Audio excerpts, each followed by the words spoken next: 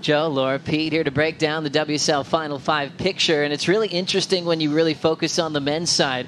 Remember where we were last year, Mexico. Griffin, Colapinto, Kanoa, Igarashi were trying to hang on to an opportunity to show up at lower trestles. They both fell out of the mix in that final event last year, and they find themselves eerily in a very similar situation, Laura. Yeah, they do. It's they're actually on the same coaching camp there with Tommy Whitaker. So Griffin and Kanoa will be fighting for that final spot, and it's all going to come down to the wire here. It seems as if maybe whoever goes further in the event is going to get that spot. So both of those boys will know that, and as we've seen Griffin on Instagram vocally saying, he doesn't want to think about it too much, but he wants that spot. So we can see Sammy Pupo's name on there. That's as far down as we're going for anybody with a mathematical chance. So Sammy, Connor, Miguel, Callum Robson are still putting their head down to try to get a spot at lower trestles in September. But the real one that we're going to focus on that's incredibly close, Kanoa and Griffin Colapinto. Just to reiterate that, Pete, is it just whoever places higher than the next one? That's exactly it. So whoever is actually going to finish one place higher will get that spot. That's how close it is, But also you think about Ethan Ewing, hasn't clinched a spot as well.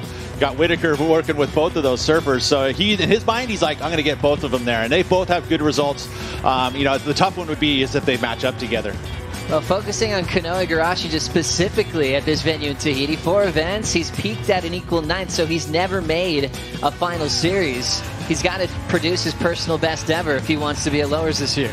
Yeah, Kanoa's had a lot of free surf trips here, but he just hasn't been able to turn that into a good result here, so he'll be after that. Interestingly enough, Griffin's peaked at a 9th as well, but in less events, in 2 previous starts, Pete. Yeah, and you start looking at footage. That's how I kind of determine how we can see it, who's in form or not. I mean, Griffin seems to me he's really comfortable out here. Kanoa hasn't yet probably produced the type of clips that he would have liked, but I think there's a ton of experience there. Probably more experience here on the reef is Kanoa.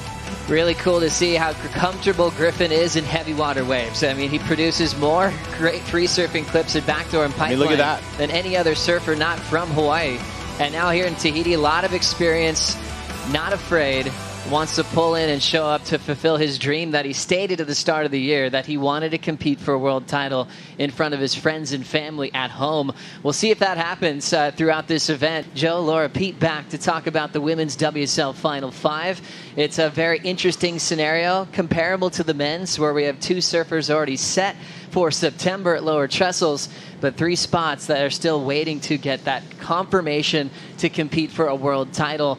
I feel like when we look at Tatiana Weston-Webb and her run, Laura, from J-Bay and all the momentum she has, and also being a favorite at this venue, she's feeling amazing at this part of the year. Yeah, I really think Tatiana is going to be one of the women to watch in this event. We've seen highlights of her out here. We know she loves to charge, and her momentum, like you were saying after J-Bay, the way she switched things around in a really, tricky situation in the rankings to win that event and come into here at number 3 in the world was pretty amazing. But Stephanie Gilmore, Brisa, Hennessy right behind them. Lakey, Peterson and Tyler Wright are still in with a fighting chance. They would have to go all the way to make something special happen and jump into that final 5. So exactly, all the way down to Isabella Nichols with a mathematical shot to make the WSL Final 5. Lakey incredibly close, right on that cutoff mark, as we're going to be watching them closely. The thing is, there's a lot more coming with that coming into Tahiti, because a lot of them don't have the experience quite yet. There's been some select strike missions, but just yesterday there was a women's only free surf session where they got to have the lineup to themselves to work on their takeoff points and kind of play with this a little bit of southeast swell that we had yesterday, Pete. It is a different swell direction, probably not one that they're going to be surfing in an event, but you know what? Anytime you can spend a time looking at this reef, understanding where you are in the lineup, having those lineups, depending on if you want to be deep on the reef, and all of those things are all practice and all very important to success. You got to put time in out here. That's where you're going to get the experience. That's where you're going to get the comfort. It's just so important.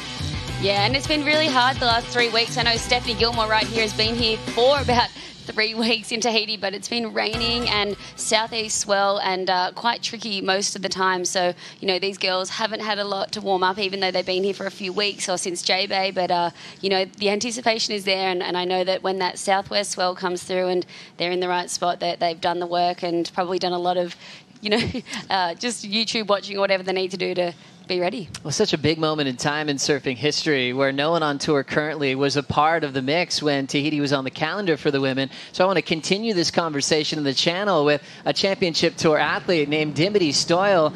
Dimity, first of all, good morning. You're in paradise, but I know recently you had your first trip here to Tahiti to sample one of the craziest waves in the world. Tell us about that experience. Yeah, I was so lucky to come here and experience this wave in person, and I can't say it's like anything else I've ever seen before.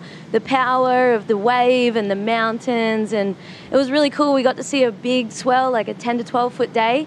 I definitely stayed on the jet ski that day. But the next day was about 6 to 8 foot. There was some solid 8 footers, and yeah, I was just out there with some really cool, a few of the locals, you know, like Cowley and Vahine and his sister Ailan, and they were all charging, and I was trying to just, you know, sit right next to them and learn as much as I could. And what about that first wave experience, Dimmy? How did it go? Well, Raymana stepped me off into first wave at Teahupo'o, so I guess I'm lucky to get that experience. But yeah, definitely went over the falls and definitely got slammed. So it was a nice introduction to the power of this wave, and after that I just wanted to go again, so it's cool. Ultra important just to get that first wave, even first wipeout out of the way, and then get nice and barreled. You did mention Vahine. You spent some time with her at this wave, which we're calling her home court now. Who's your pick? Who's really going to rattle some cages in the opening round? Yeah, Vahine has to be my pick for this event. She's just a Tahitian queen.